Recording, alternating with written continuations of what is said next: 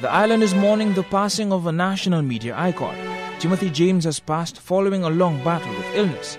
James began his career in public service as a police officer. He was later transferred to the Ministry of Community Development and served in the Public Relations Office, the forerunner to the Government Information Service. He was a former Chief Information Officer, and as the island's first disaster preparedness coordinator, he was instrumental in the seminal stages of the National Emergency Management Organization. But James will be most remembered for his contribution to the media landscape in print, electronic and online media, in particular news websites. President of the Media Association of St. Lucia, Clinton Reynolds, says the media icon who traveled the world also paved the way in networking. Mr. James has worked in varying capacities. He worked with Helen Television System at one point. He has worked with Radio St. Lucia. He worked in the Government Information Service.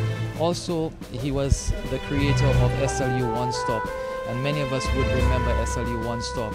And for those of us who were overseas, when SLU One Stop was created, and also before the advent of websites for the media houses.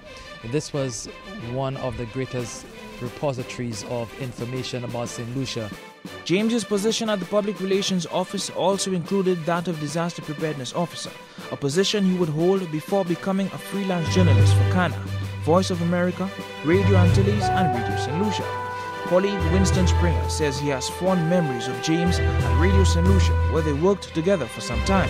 He also served as the correspondent for the Caribbean News Agency Ghana, the Voice of America, Radio Antilles, and in the 70s freelanced at Radio St. Lucia, where he produced and presented the program Youth Corner on behalf of the National Youth Council. Timothy James was also a dedicated ham radio operator.